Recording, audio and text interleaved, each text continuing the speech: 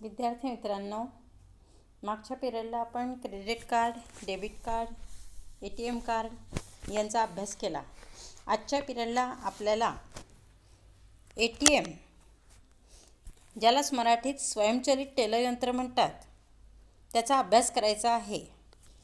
तर ATMचा इंग्लिशमध्ये फुल फॉर्म असा होतो ॲटोमॅटिक टेलर मशीन, आणि त्याला स्वयंचलित टेलर यंत्र असं मराठीत म्हणतात. तर त्याचा अभ्यास आजच्या पिरियडला आपल्याला करायचा आहे. तर ATM हे यंत्र मानवरहित किंवा पर्यवेक्षक नसलेल्या बँकेच्या आवारात किंवा आवाराच्या बाहेर ठेवण्यात येतं. या यंत्राद्वारे पैसे काढणे, पैसे ठेवणे ही कार्य केली जात असतात. तर ATM 24 तास कार्यरत असतं. बँकेने उपलब्ध करून दिलेल्या प्लास्टिक कार्ड किंवा डेबिट कार्डचा वापर करून रोख रक्कम काढता येते. तर त्या कार्डला आपण ATM कार्ड असेही म्हणतो. ग्राहकाचे खाते क्रमांक आणि त्याची पतमर्यादा म्हणजे त्यात असलेली रोख शिल्लक चुंबकीय पट्टीद्वारे कार्डच्या मागे कोरण्यात आलेली असते. हे कार्ड वापरण्याकरिता ATM मशीनमध्ये त्या मधल्या पट्टीमध्ये टाकण्यात येते. टर्मिनल्सच्या पट्टीवरील माहिती वाचून प्रोसेसरला संप्रेषित करते, ज्यामुळे अकाउंट ओपन होतं. ATM कार्डधारकाने दिलेल्या सूचनेच्या आधारे विस्तृत माहिती स्क्रीनवर दाखवण्यात येते. कीबोर्डवरील बटनाचा उपयोग करून कार्ड वापरणारा संगणकाला वित्तीय व्यवहार करण्याची सूचना देतो. ATMचा वापर करून जलद रक्कम काढता येते. तर बँकेत जाऊन रांगेत उभं राहायचं आणि बराच वेळ तिथे घालवायचा असं करायची गरज वाटत नाही.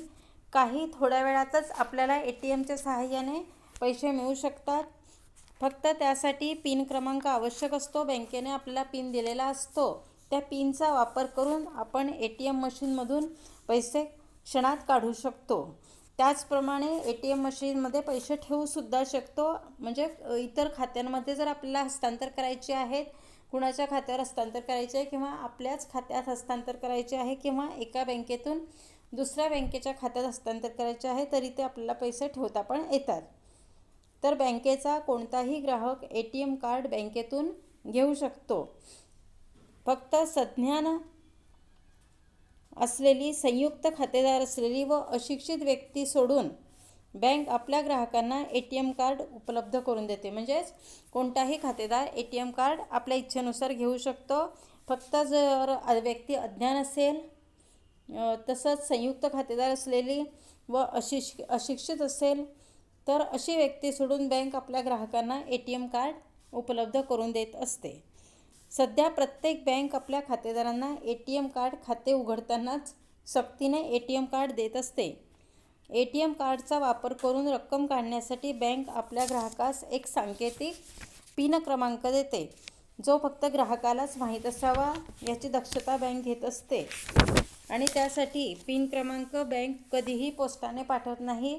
स्वतः ATM कार्ड जो घेत आहे नव्यानं, तर त्याला बँकेत बोलवते आणि त्याच्या हातातच पिन क्रमांक देत असते. एक वेळ ATM कार्ड पोस्टाने पाठवलं जातं, पण पिन क्रमांक मात्र बँक स्वतः ATM कार्डधारकाच्या हातात देत असते. तर पिन क्रमांक असल्याशिवाय ग्राहकाला ATMच्या सहाय्याने रोख रक्कम काढता येत नाही. आणि बँकेकडून प्राप्त झालेला हा पिन क्रमांक इतरांना माहीत पडणार नाही याची काळजी ग्राहकाने घ्यावयाची असते. जर चुकून पिनची माहिती इतरांना कळाली तर ग्राहक बँकेत जाऊन आपला पिन क्रमांक बदलवू शकतो. त्यामुळे गोपनीयता राखून कार्डचा दुरुपयोग थांबवता येतो. किंवा कार्ड हरवलं किंवा पिनची माहिती कुणाला कळली, कुठेतरी चुकून कार्ड आपलं पडलं राहिलं आणि कोणीतरी ते पाहिलं, तर अशा वेळेला ज्याप्रमाणे आपण ईमेलचा पासवर्ड बदलू शकतो, त्याचप्रमाणे ATMची पिनसुद्धा बदलू शकतो. तर ATMचा वापरून रक्कम काढताना पिनचा वापर करताना लागोपाठ 3 वेळेस चुकीची माहिती दिली गेली तर त्या दिवसाकरता ATM कार्ड दूषित ठरते. दुसऱ्या दिवशी योग्य पिनचा वापर करून कार्ड उपयोगात आणता येते. तर अशा रीतीने कार्डधारकाला लेखी अर्जानुसार नवीन पिन देण्यात येतो. ATM कार्ड हरवल्यास त्याची सूचना ताबडतोब बँकेला कळवायची असते व नवीन कार्ड मिळण्यासाठी अर्ज करावयाचा. नवीन कार्ड प्राप्त करण्याकरिता ₹200 शुल्क आकारून नवीन कार्ड बँकेद्वारे देण्यात येतं. तर ह्या ATMचे फायदे काय आहेत याचा विचार आता आपण करूया. पहिला मुद्दा म्हणजे वेळ व श्रमाची बचत. खातेदारांना बँकेतून पैसे काढण्यासाठी रांगेत उभे राहून वेळ खर्च करावा लागत नाही. आणि महत्त्वाचं म्हणजे ATM सेवा ही 24 तास उपलब्ध असल्याने ग्राहक केव्हाही ATM मशीनवर जाऊन जेव्हा त्याला गरज पडेल तेव्हा तो पैसे काढू शकतो, की त्याला बँकेच्या वेळेतच जायला पाहिजे असं नसतं. आणि त्याच बँकेच्या खात्यातले पैसे त्याला मिळतील असं नाही. तर कोणत्याही बँकेतल्या ATMवर कोणत्याही बँकेच्या शाखेतील पैसे त्याला काढता येतात. दुसरा मुद्दा आहे कर्मचाऱ्यांना सोयीचे. तर मोठमोठ्या कंपनीत रात्रपाळी किंवा कोणत्याही शिफ्टमध्ये काम करणाऱ्या कर्मचाऱ्यांना आपले कार्यालयीन काम पूर्ण झाल्यावर केव्हाही ATM मार्फत खात्यातून पैसे काढणे सोयीचे होते. कारण बँकेची वेळ आणि त्यांची कामाची वेळ यांचा ताळमेळ जमत नाही. त्यांना बँकेत जायला सवड मिळत नाही आणि केवळ बँकेच्या कामासाठी एक दिवस रजा वाया घालवणं चुकीचं असतं. तर अशा कर्मचाऱ्यांना ATMवर जाऊन आपल्या गरजेनुसार पैसे केव्हाही काढता येतात. तिसरा मुद्दा खातेदारास चांगल्या नोटा मिळतात. तर ATMद्वारे खातेदारास चांगल्या कोऱ्या अवस्थेतील नोटा मिळतात. जीर्ण किंवा फाटलेल्या कापलेली नोट परत करण्याचा प्रसंग निर्माण होत नाही. कारण बऱ्याच वेळेला बँकेत फाटक्या नोटासुद्धा मिळत असतात आणि चुकून त्या घरी आणल्या तर त्या व्यवहारामध्ये देत असताना अनेक अडचणी येत असतात. पण ATMमध्ये सहसा खराब नोटा नसतात, चांगल्या कोऱ्या करकरीतच नोटा असतात. पुढचा मुद्दा आहे व्यवहाराची तपासणी करता येते. तर खातेदाराने ATMद्वारे नोटा काढल्यानंतर ग्राहकाच्या व्यवहाराची नोंद ही संगणकावर येते व ती ग्राहकांना तपासता येते. म्हणजे ATM मशीनच्या त्या स्क्रीनवरती नोंद येत असते. आपला बॅलन्स किती राहिला आहे ते सुद्धा येतो आणि त्यामुळे आपल्याला आपल्या खात्यामध्ये किती रक्कम शिल्लक आहे हे कळत असतं. पुढचा मुद्दा आहे बँकिंग कर्मचाऱ्यांचा ताण कमी होतो. ATM सुविधेमुळे बँकिंग क्षेत्रातील कर्मचाऱ्यांचा ताण हा कमी होत असतो. विशेषतः कॅशियरचा ताण कमी होतो. बँकेत येऊन पैसे काढणाऱ्या ग्राहकांची संख्या कमी होते. बँकिंग वेळेतच ग्राहकांची होणारी गर्दी कमी होण्यास मदत होते. त्यामुळे बँकेच्या कर्मचाऱ्यांना खात्यातील व्यवहाराची नोंद करणे, पैसे मोजून देणे इत्यादी कटकटीतून मुक्तता मिळत असते. पुढचा मुद्दा आहे कागदपत्रांची बचत. बँकेतून पैसे काढताना खातेदारास चेक किंवा विड्रॉवल स्लिपचा वापर करावा लागतो. तर पैसे काढण्याची स्लिप भरताना अनेक वेळा चुका होत असतात.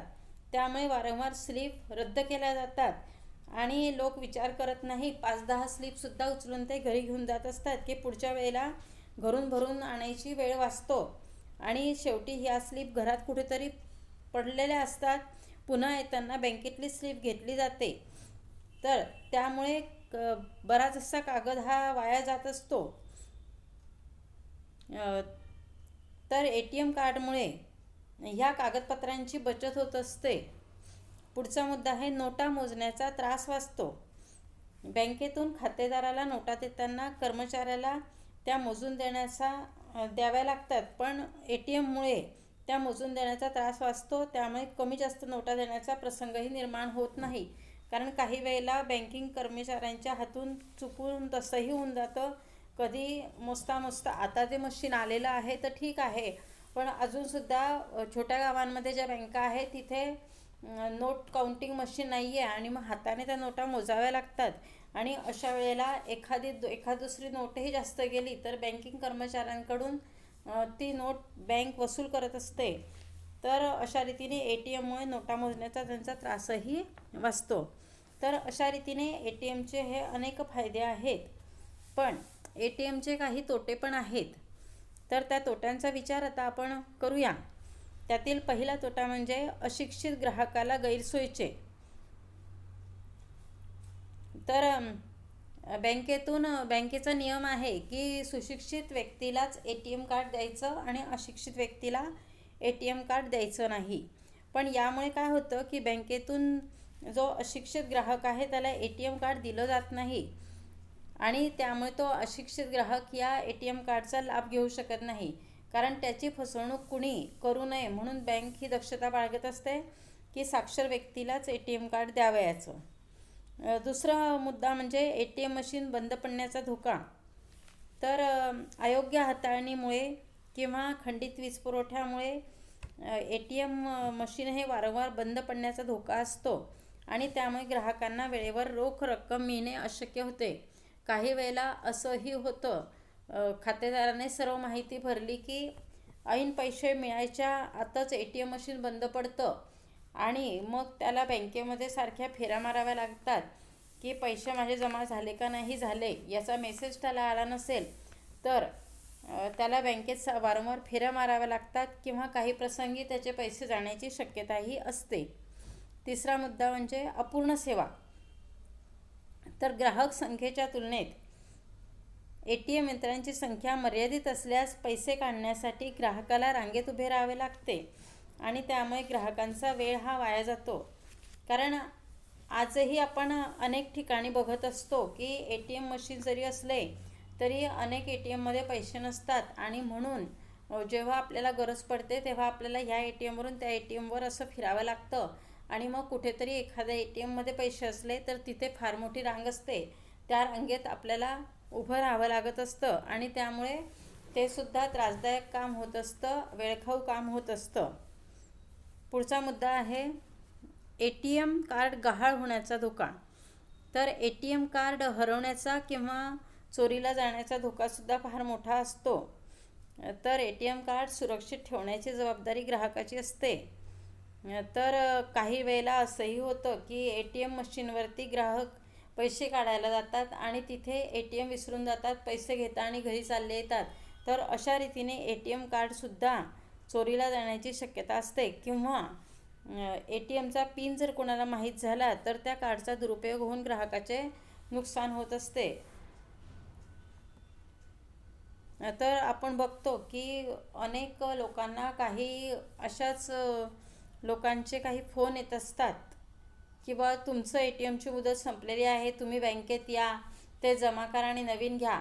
आणि काही लोकांना हे माहिती नसतं की आपली फसवणूक होते आहे आणि तो फोन आल्यावरती ते तडक बँकेत ATM कार्ड घेऊन जातात आणि संबंधित व्यक्ती तिथे उभीच असते. त्या व्यक्तीला ते आपलं ATM कार्ड डायरेक्ट देऊन देतात आणि ती व्यक्ती हातचलाखीने त्या लोकांना दुसरं ATM कार्ड देते आणि अशा रीतीने फसवणूकसुद्धा होण्याची शक्यता आहे. आणि म्हणून बँकांना सारखं वारंवार मेसेज ग्राहकांना पाठवावा लागत असतो की आपला पिनकोड किंवा इतर कोणतीही गोपनीय माहिती आपण खात्यासंबंधी कुणालाही सांगू नका. तर अशा रीतीने ATM कार्ड एकतर चोरीला जाण्याची शक्यता असते, विसरलं जाण्याची शक्यता असते आणि त्याची पिन जर कोणाला समजली तर त्यातून आपले पैसे हे वजा होण्याची शक्यता असते. पुढचा मुद्दा पिन विसरण्याचा धोका. तर ATM यंत्राद्वारे पैसे काढण्यासाठी ग्राहकाला ATM कार्ड दिलं जातं आणि त्यासाठी एक पिन क्रमांक दिला जातो. तर पिन गुप्त ठेवणे आवश्यक असते. पण बऱ्याच वेळेला असंही होतं की ग्राहक पिन क्रमांक विसरून जातो आणि त्याला पैसे काढायला अडचणी येतात, कारण पिन क्रमांक ऐन तो ATM मशीनवर गेल्यावरती पिन विसरतो आणि त्याला पैसे काढायला खूप अडचणी येतात, असंही होऊन जातं. पुढचा मुद्दा रक्कम काढण्यावर मर्यादा. तर ATMच्या मदतीने मोठ्या रकमा काढणे ग्राहकाला शक्य होत नाही. विशिष्ट मर्यादेतच रक्कम काढता येत असल्याने मोठ्या रकमेसाठी ही व्यवस्था उपयुक्त ठरत नाही आणि त्यातल्या त्यात विशिष्ट रकमेच्या वरती बँका चार्ज लावत असतात. तर अशा रीतीने मोठी रक्कम काढण्यासाठी ATM मशीन कोणत्याही प्रकारे उपयुक्त नसतं, फक्त मर्यादितच रक्कम काढावी लागते. तरीसुद्धा आता मर्यादा बँकेने वाढवलेली आहे. यापूर्वी फक्त 15,000 24 तासात काढता येत होते. आता आपण एका वेळेला 40,000 काढू शकतो, पण तरीसुद्धा ते एकेका टप्प्यात काढावे लागतात. एकाच वेळेला एवढी मोठी रक्कम मिळत नाही, तर आपल्याला 10,000 असे 4 वेळा काढावे लागतात. आणि त्यात बऱ्याच वेळेला बँकेमध्ये तशा नोटा नसल्या तर ATMमधून पैसेसुद्धा येत नाही. 500-500च्याच नोटा काढाव्या लागत असतात. किंवा काही वेळेला ATM मशीनमध्ये 100-100च्याच नोटा असतील तर अनेक वेळेला आपल्याला पैसे काढावे लागतात. त्यात वेळ वाया जात असतो आणि भली मोठी रांग त्यामुळे निर्माण होत असते. पुढचा मुद्दा आणि शेवटचा मुद्दा म्हणजे ATMचा वापर करण्यास शुल्क द्यावे लागते. तर शासनाच्या बदलत्या नियमानुसार ATMचा वापर करणाऱ्यास ठराविक शुल्क द्यावे लागते. विशिष्ट रकमेपेक्षा जास्त रक्कम काढण्यासाठी शुल्क आकारले जाते. तसेच अनेक बँका वार्षिक शुल्क आकारणी करतात. ग्राहकांना हा अतिरिक्त भुर्दंड द्यावा लागतो. तर ATM वापरासाठी जो शुल्क आकारावा लागतो तो सुद्धा ग्राहकांना नकोसा असतो. कारण बँकेचं खातं उघडलं की बँका न विचारता ATM कार्ड आपल्या हातात देत असतात. आणि ATM कार्ड हातात देतात, पण वार्षिक खर्च हा वाढत असतो. तर अशा रीतीने ATMमुळे काही धोकेसुद्धा उद्भवत असतात, काही तोटेही असतात. तरीसुद्धा ATM ही वेळ वाचवणारी आणि आवश्यक तेव्हा ताबडतोब पैसे मिळवून देणारी व्यवस्था आहे आणि त्यामुळे अतिशय उत्तम आहे. त्यामुळे चलनात पैसासुद्धा जास्त शिल्लक राहतो आहे. कारण पूर्वीसारखं लोक जास्तीची रोख रक्कम ATMमुळे घरात ठेवत नाही. कारण त्यांना असं वाटतं की गरज पडली तरी आपल्याला पटकन 2 मिनटात ATMद्वारे पैसे मिळू शकतील. तर अशा रीतीने ATM सेवा ही निश्चितपणे उपयुक्त आहेच.